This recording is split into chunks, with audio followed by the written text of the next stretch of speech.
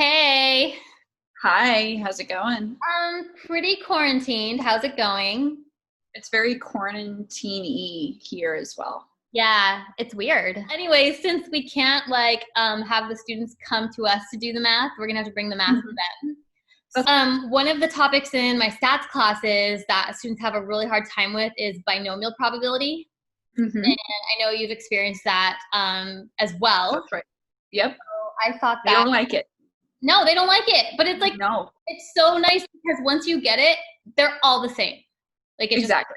Yeah, So I thought we'd do one, like a little mini lecture on it so that those at home would feel like they're in the classroom again. perfect. So first we need to know the definition of what binomial probability is. So basically a random variable is called binomial if it meets 5 criteria. hmm So I'm just gonna refresh your memory on these. So number one is that the outcome has to be binary. It has to be a yes or no situation. That's right. It has to be yes or no. There has to be a fixed number of trials. Also, the trials are independent. Yeah, so they don't affect one another. Also, the probability of getting a yes needs to be constant from trial to trial. Okay. And then X needs to be able to count the number of times that yes occurs. So like if we toss the coin 10 times and we saw tails 6 times, then X is 6. Yep. Cool. Okay, so we're gonna do a little problem about Instagram. hmm And I thought it might be nice if we had our very own famous Instagram influencer on to say hello as we started it. You have Hi. my gosh, Yolandi, girl. So she goes to like all the restaurants in LA and gets all the cruelty-free, delicious options. hmm She's such an influencer. So, hi, Yolandi. Yes. What's it like to be Instagram famous? Well, would you like to do a math problem about Instagram? I feel like she does. Oh, okay. Okay. Now, watch. Here, I wrote a problem just for you. And here we go. So 47% of internet users are now on Instagram, and 15 US internet users are selected at random. The first thing we need to do is verify that this is indeed a binomial distribution. So let's just go through the 5 criteria. Okay. Stick to the 15 people. When we go from person to person and ask, are you on Instagram? Is it a yes or no answer? Correct. It is. Right. So it is a yes or no answer. So that is for sure. Number two, we want to know, going back to our criteria, is there a fixed number of trials? Yes, it's 15. Yes. So n equals 15 trials. We're going to ask a person, do you use Instagram? Yes or no. Next person, do you use Instagram? Yes or no. We're going to do that 15 times. Yes. And then whether or not one person uses Instagram, is that going to affect whether or not another person uses Instagram? No. No, they're independent trials. So definitely we have that independence that we need. And then the fourth criteria is that we want to make sure that the probability of getting a yes is constant. A lot of people think since it's a binary situation that the probability of getting a yes is always 50% because they're like, it's binary, it's 50-50, like on the coin toss. Yes. But that's not the case. Just because something's binary doesn't mean they're both equally likely. Right. And it says 47%, right? So that's our little p, the hmm probability of getting a yes. So the probability of getting a yes is 47%, which I'm going to write in decimal form. So we have a constant probability of a yes. And then can we define the variable x to mean the number of people who say, yes, I'm on Instagram? Uh-huh. You can kind of always do that. Like if Yeah. you got the other 4, the 5th one's going to come into play. Right. So we definitely in part A just verified that this is a binomial distribution. So good for us. Now let's actually do some calculations. All right. What is the probability that exactly 2 people from the sample are like, yes, I use Instagram. Okay. So let's see, X equals the number of yeses. So in this case, X would equal 2. And we want the probability that X equals 2. So we can go ahead and write that in our probability notation. Mm-hmm. Okay, so let's just think about it. Picture the 15 people. Uh-huh. What's the probability that the first person we ask says, yes, I use Instagram? Isn't it 47%? Yeah, if 47% of the population uses Instagram, then we have a 47% chance of someone saying yes when we randomly ask them. So That's yeah, right. totally. The first person, there would be a 47% chance that they say yes. Mm-hmm. What would be the probability that the next person also says yes? I feel like it's also 47%. Yeah, it's that fixed probability. Yes. Also, do you remember in probability how if we're doing one task and then another task, what that translates into mathematically? I thought that translated into like addition. That is the common mistake that students they always think it translates into addition. That's an or statement. An and then statement translates into multiplication. Yes. Okay, so that's 2 yeses. And a lot of people think, well, now we're done with the problem. We would be if we only had 2 people in our sample. We'd ask both of them. They said yes. But don't we have more people to still ask? Yeah, we have those 15 people, right? Yeah. So we have how many left? 13. Yeah, which is Taylor Swift's lucky number, which is obviously super important. All right, so what's the probability that the next person we ask says, no, I don't use Instagram? Well, that would be like 100 minus 47, right? Yeah, so this goes back to the complement. If the probability that it's going to rain today is 47%, then the probability it's not going to rain today, if the complement of that is going to be 53%. Yeah, which I'll write in decimal form here. Okay, so then we'd be multiplying and say, and then we get someone who says no. Okay, but then we need, and then another no. And then another, how many no's do we need? 13. Yeah, so is there a faster way to write this repeated multiplication? 0.53 to the 13th. Yeah, exactly. Now, since we're doing that, why don't we go ahead and note that the 0.47 would have been into the second. Right. Just keep the product in between. I like it.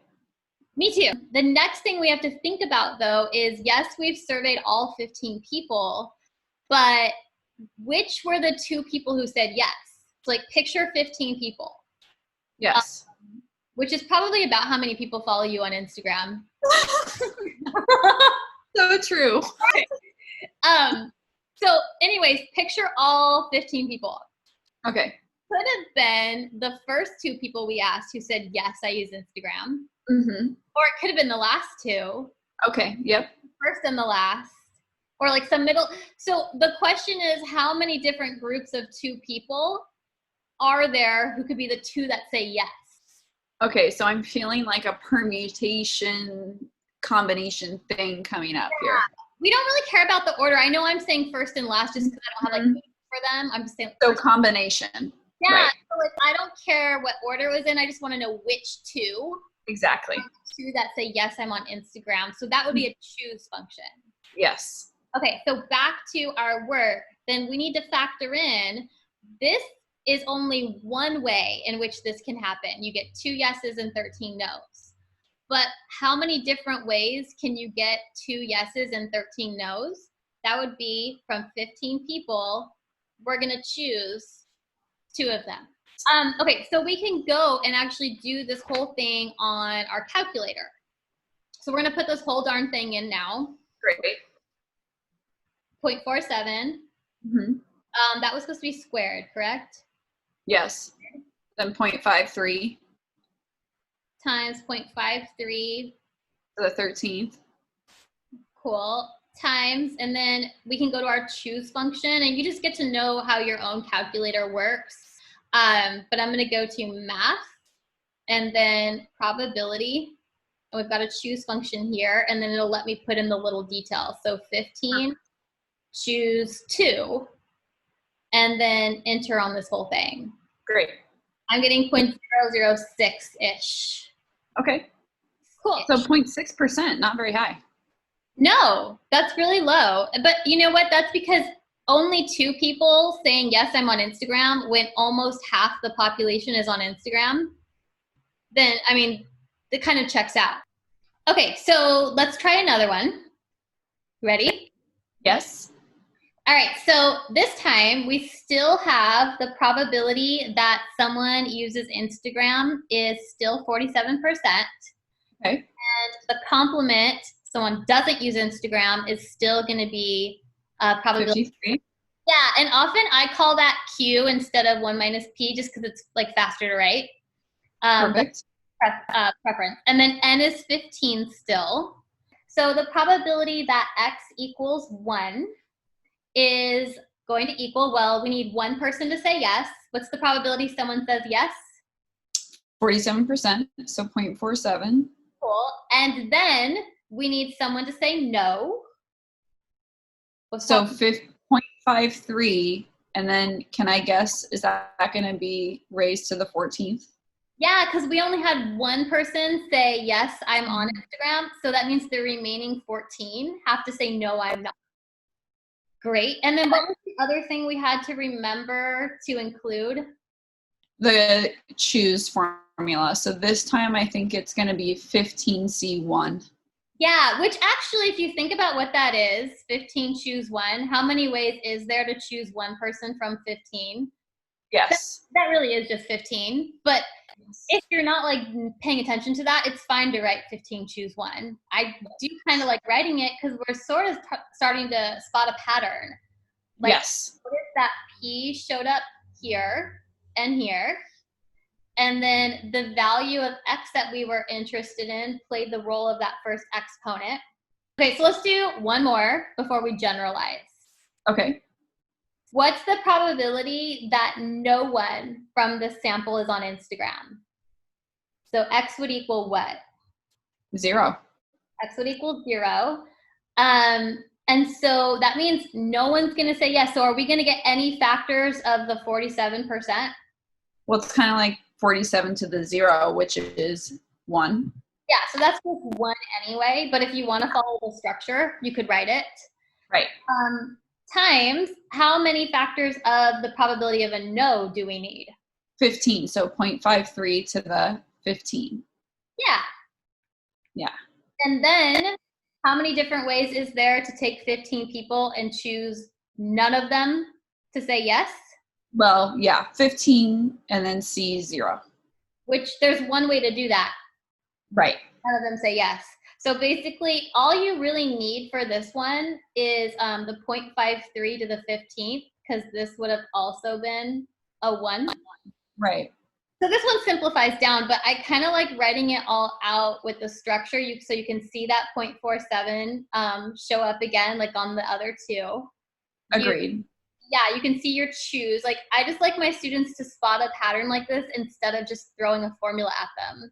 Agreed. Yeah. Yeah, it's also just kind of fun. I don't know. I like this stuff. By the way, this comes out to, I don't even think I got an answer for the last one. I just wrote it out. That's how into the pattern I am. Suppose we go to our calculator and beep boop bop, just like last time, right? We would get 0.00097. So that's actually quite a bit smaller than 0.00. And then for this last one, we are going to get 0.00073. I want to just generalize what we just did. In the case where the probability of a yes is P, not any specific like 47%. Mm-hmm.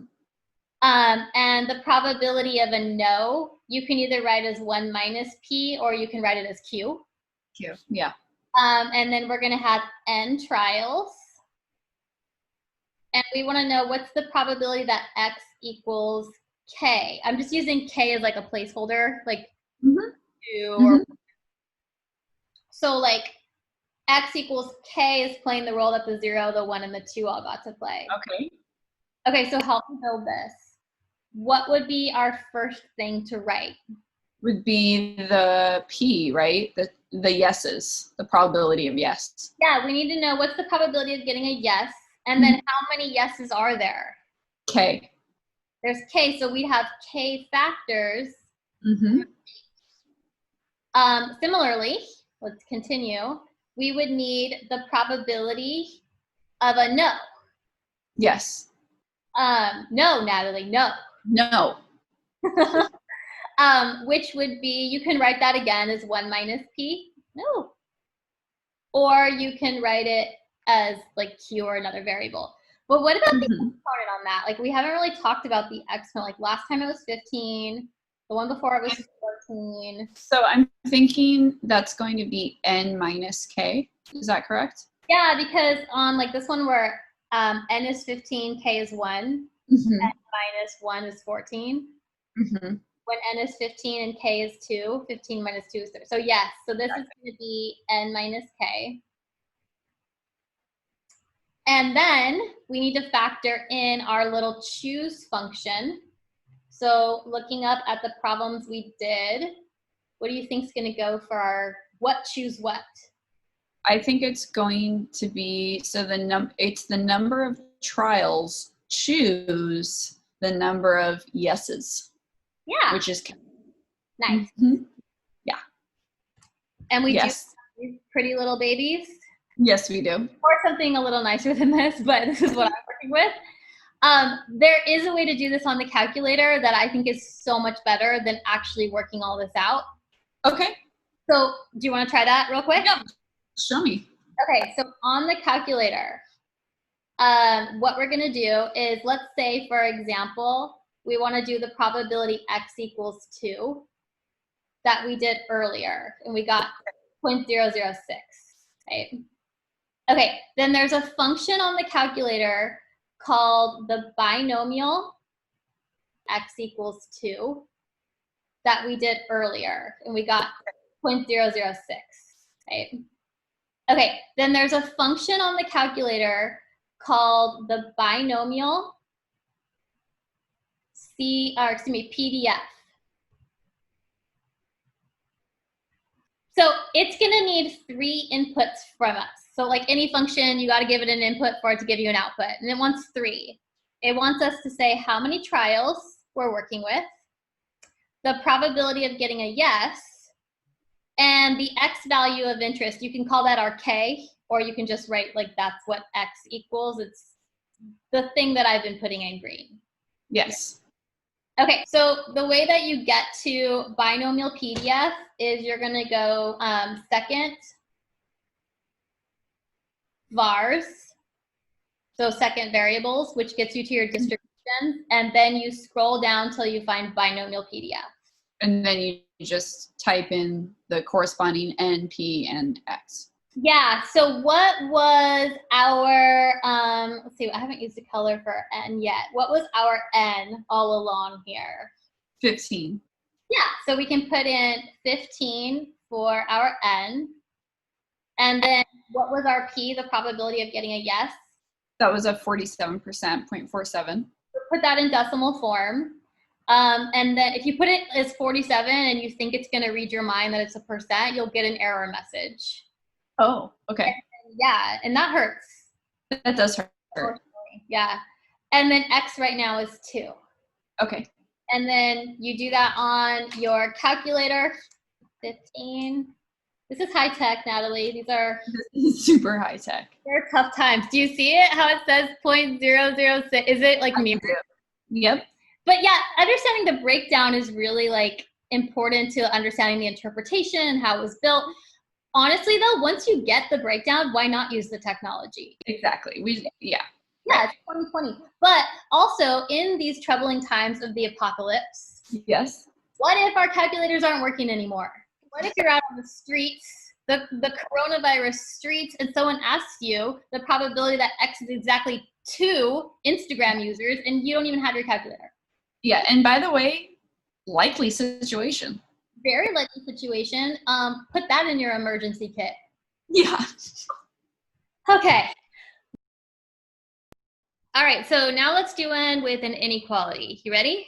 Yes. What is the probability that less than 3 of these people are on Instagram? So remember, we're looking at, we have n equals 15 people. Mm-hmm. The probability that one of them says, yes, I'm on Instagram is 47%. The probability that they say, no, I'm not on Instagram is 1 minus 47.47, and so that'd be 0.53. So those are all of our details.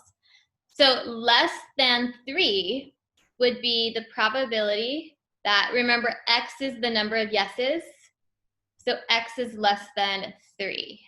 Okay. So I think that's going to be like, there's 3 different scenarios that can happen from this, right? Right. So tell me what numbers are less than 3. 0, 1, and 2. Right. So this is actually a little like secret or statement. This is saying like x equals 0, or x equals 1, or x equals 2. Less than 3 does not include 3. So the little or statements in probability, recall, translate into what? Addition.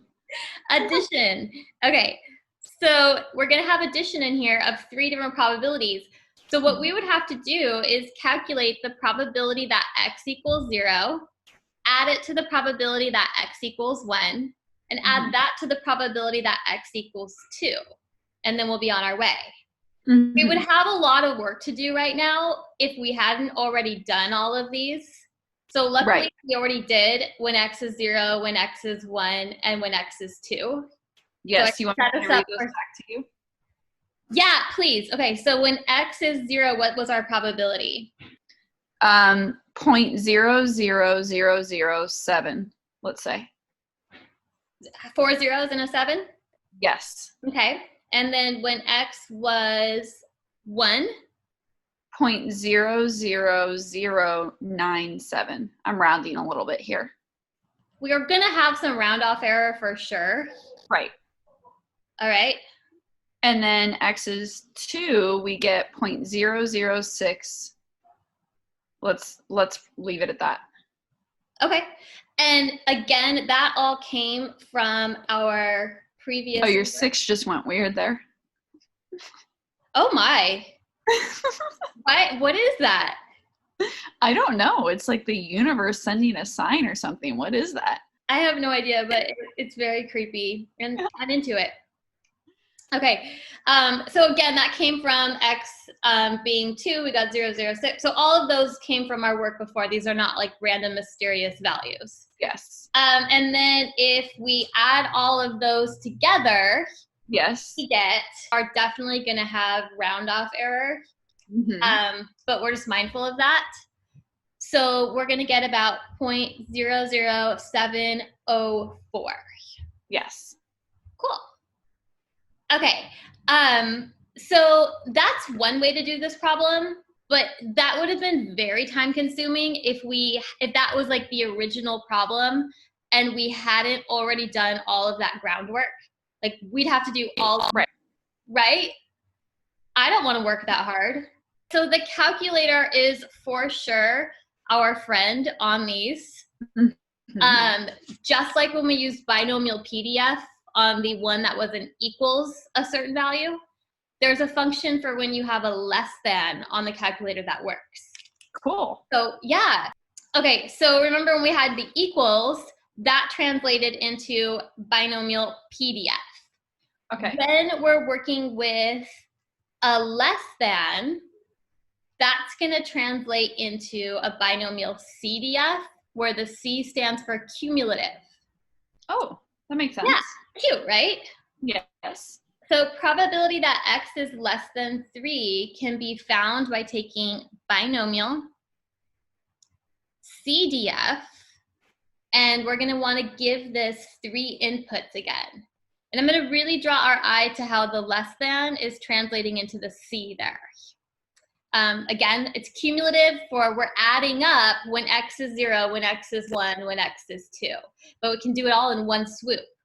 And the binomial distribution still wants to know n, the number of trials, p, the probability of a yes, And then it wants to go up to and including whatever your value is that you put in there at the end.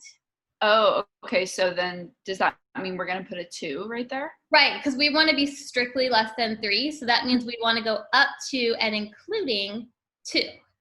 Yes. If this had been a less than or equals, we would have gone up to 3. Yep. Our n is 15. Our p is still 0.47. And you find this in the exact same place as you did the binomial PDF. So you're going to go to your second vars and right underneath binomial PDF, it says binomial CDF. Mm-hmm. Enter on that, and then you're going to put in your inputs. So I'm going to do that real quick and just see how close we get. So I'm getting 0.007 like 08. So Yes. if I round that, 0.007 like 1. Uh-huh. Or if I want 09, if I go as far as we did on the one before. So you can see our answer is really close to when we did them by hand.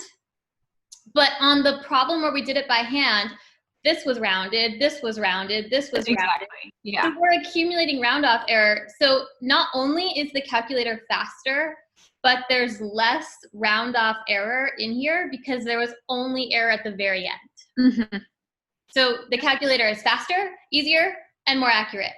So know it, love it, live it. Okay, are you ready to try one? I think so. Okay, let's do the next Go one. easy.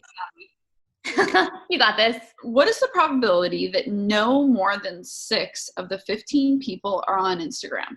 Okay, so let's understand what the phrase no more than 6 means, because that confuses people a lot of the time. Right. So again, we have our numbers 0, 1, 2, 3, 4, 5, 6, 7, and then all the way up to 15. Right. So if we're no more than 6, then, well, we can't be more than 6, I think is maybe a better way to say that. So that would mean we can be 6 or less. Great. Does that make sense? Yeah. So in the first way, what we can do is find the probability that x is 0 or x is 1, right, or x is 2, all the way up to x is 6. Right. And again, that would require us doing 7 different cases. Do we feel like doing that? No. Hard no. No thanks. Goodbye. Bye. In way number 2, we're going to use our handy dandy calculator. Can you do this for me as I write this out for Sure. our lovely student? Of course. Okay, so remember that the function is binom CDF, okay? Okay. And we're inputting those 3 different things. Right. First one being n. 15. 15, okay? Second one being that probability, okay, that the people are on, and what probability again? 0.47. 0.47, and then x. And remember that whatever number we put there, it's going to include that number. So if we look back to that highlighted piece there, we have to include 6. Right. And if that had been strictly less than 6, we'd put a 5 there. Exactly. And again, I think that that is definitely the biggest downfall right here. So we really want to be careful. Yeah, it's a common mistake, and we have to remember we're working with a discrete variable. Like, there's only such thing as a whole person, so it's not like we're going to have 5.99, something like that. Yeah, again, we're not chopping off pinkies here. That's not our jam. That's some people's jam. Okay, so what did we get? I got 0.3905-ish. 0.3905. So okay, like so there's about, right, so there's about a 39% chance that no more than 6 of the 15 people are on Instagram. Awesome. All right, let's try another one. Cool. Let's do a greater than. All right. What is the probability that at least 4 of these 15 people are on Instagram? So let's just picture that. In a group of 15 people, we could have none of them on Instagram, 2 or 3 or 4 or 5, all the way up to 15. So what does at least 4 mean? It means 4, 5, 6, any of those all up to 15. Right, it means 4 or more. And for us, that means up to 15. A lot of time when students aren't sure what it means, I'm like, picture money. If I told you I'm going to give you at least $4, somehow that like clicks, and we're like, I always say cookies. If you're going to eat at least 4 cookies, how many cookies you're? I don't know why it's saying the same thing, but it clicks too. I mean, what's more important? Cookies, money, nothing. That's everyone can identify. Yes. And I am definitely eating at least 4 cookies. Oh, yeah. Okay, especially now. Yeah. Okay, so way 1 on this probability that x is at least 4 means greater than or equal to 4. That would mean the probability that x equals 4, 4, x equals 5, or all the way down to x equals 15. Again, hard pass, right? Hard pass. That would take a long time. Mm-hmm. So we have our calculator that can help us instead. But remember, the calculator binomial CDF is really good when it starts at 0 and goes up to something, right? Up to and including a certain number. But we aren't starting at 0. Wait, what? Right. We're starting at, I was saying I feel like we can morph the problem to the complement, right? Like yes. 1, yeah. Right. So what we could note is that the probability that x is greater than or equal to 4, so all of the part we're interested in right now, would be 100% minus the probability that we are not interested in. So minus the probability that x is less than or equal to 3. Yes. Cool. And now once we have a less than, binomial CDF is great for that. Totally. So the cool thing about a greater than is that its complement is always going to include a less than. And then the less than works with binomial CDF. Yes. Then you just have to be aware of like, am I including the boundary or not? Like that kind of detail. Okay, so probability that x is greater than or equal to 4 is going to be 1 minus the probability that x is less than or equal to 3. I can't really overemphasize how much this picture helps as well when we get stuck. Okay, carry your 1 along for the ride. And then binomial, again, it's accumulating several probabilities, so CDF. N is still 15, P is still 0.47. We're going up to and including 3. So we are going to get 1 minus, get your calculator, second bars, binomial, CDF, Now 1 minus that. Okay, so that's a high percentage, which I guess makes sense, right? Yeah, and that makes sense because we're adding all of these different probabilities together. So that, it's getting bigger as we're adding each one on. Right, and probabilities are always positive, so we're adding these positive numbers. And if you think about the probability that a randomly selected person is on Instagram is 47%. So out of like 15 people, 47%, I'm actually walking us into the next problem. Like if you have 15 people, 47% of 15, 0.47 times 15 is like 7.05. So you kind of expect 7-ish people to be on Instagram to say yes. Yes. So for us to have 4 or more, that should be a high probability because we expect more like 7. Right? Exactly. In fact, that takes us to our next problem, the expected value. And in binomial distributions, remember that that's called our mean. Mm-hmm. And we can use our mean notation, or we can use our expected value of x notation. Mm-hmm. And 47% of 15 is, I think it was exactly 7.05. Mm-hmm. And that's Right. people. Now you can round that to a whole number if you don't like thinking about 0.05 people. That is a little disturbing. It's slightly disturbing, but like I lean into that. You do you. It's like 7 people plus 1 finger. A finger. Mm-hmm. Yeah, which is a different podcast. Yes. Oh wait, we don't have a podcast. I'm going to go with this as a podcast. I feel like this is a podcast. Okay, so we recall that standard deviation of a population was we take each data value, we subtract the mean, and some of those differences will be positive, some are negative, so we square those. Then we sum up those little squares, however many we have. Mm-hmm. Then we divide by how many we have, and we take the square root. Okay, that square root is creeping me out. Then we take the square root. And so our students will remember doing this by hand on exam 1 and loving it. Love it. The nice thing is if x is binomial, we don't have to go through all this.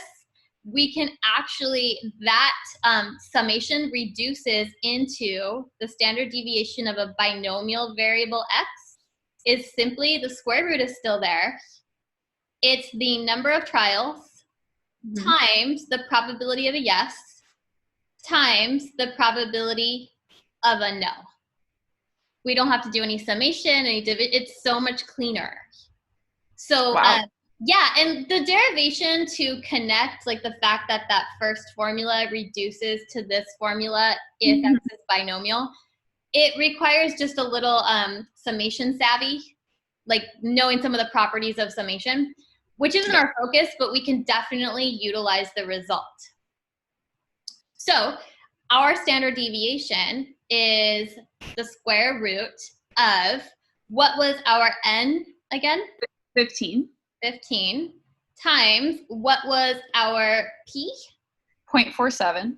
Which meant that our complement probability was 0.53. 0.53. And then you put all this in on your calculator. So do it at home, people. I'll give you a minute. I'll wait. And we get about 1.93. And the units are in the units of the problem. So that's people. Mm-hmm. So if that creeps you out, round up to 2 whole people. I'm going to leave it. There's the rest of your person with the missing finger. Yes. And that's it. Binomial probabilities are pretty great once you get to know them. Awesome. Love it. Love it. All right, Yolandi. So what did you think of your first math problem? Basically all about you. Pretty sure she was into it. She looks into it. Yeah. Did we nail it? Nailed it.